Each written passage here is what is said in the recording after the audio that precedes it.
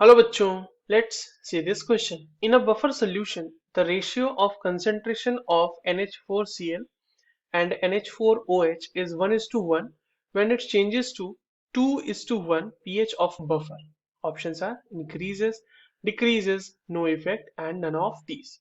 चलिए इस क्वेश्चन को सॉल्व करते हैं बच्चों और सबसे पहले तो हम ये देखते हैं कि इस क्वेश्चन को सॉल्व करने के लिए हमारे पास कौन से की कॉन्सेप्ट की जानकारी होनी चाहिए। तो देखो ये जो सवाल है हमारे पास ये बेसिकली पीएच कैलकुलेशन का है और पीएच हमें किसका कैलकुलेट करने आना चाहिए, पीएच ऑफ बफर सॉल्यूशन। यहाँ पर जो बफर सॉल्यूशन मिला बनाया गया है बच्चों, वो बनाया गया है वीक बेस के साथ यानी कि NH4OH और उसके सॉल्ट के साथ। ठीक है, ऐसे केस में जो पीएच होता है वो, सॉरी पीएच कह रहा हूँ मैं, पीओएच निकालते हैं हम लोग डायरेक्टली पहले। तो पीओएच जो होगा बच्चों वो होगा P K B plus log concentration of salt divided by concentration of base, right. और पीएच अगर आपको निकालना होगा तो पीएच इज इक्वल्स टू क्या होता है, pH plus pOH is equals to 14। आप पीओएच निकाल लो, उसमें 14 में से माइनस कर दो, पीएच आ जाएगा आपके पास। अब आपके पास दो केसेस है।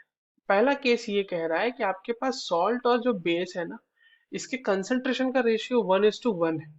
तो अगर आप वैसा केस है, अगर केस वन की हम बात करें तो P O H is equals to आ जाएगा बच्चों P K B plus log, ये 1 is to 1 है ना, ये तो 1/1 हो गया, यानी ये 1 है तो log 1 की वैल्यू 0।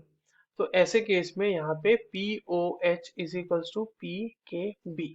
ठीक है, अब दूसरा केस हम देखते हैं। केस टू आपके पास कह रहा है कि अब हमने क्या किया, इस रेशियो को थोड़ा सा उल्टा पुल्टा कर दिया। और वो उल्टा पुल्टा क्या किया, तो P O H is equals to P K B plus log 2/1 कर दिया, यानी बेसिकली लॉग 2 बना दिया इसको। तो ये क्या हो जाएगा, P O H is equals to P K B plus log 2 की वैल्यू 0.301 होती है। अब आप देखो पीकेबी में कुछ ना कुछ चीजें ऐड हो रही हैं, तो पीओ एच की वैल्यू तो बढ़ गई ना। तो अगर पीओ एच की वैल्यू बढ़ी है तो पी एच की वैल्यू क्या हो जाएगी, पी एच की वैल्यू कम हो जाएगी। So the pH decreases if you change the concentration as given in the question. So the correct answer for this question will be option number 2. I hope you understood this well. All the very best.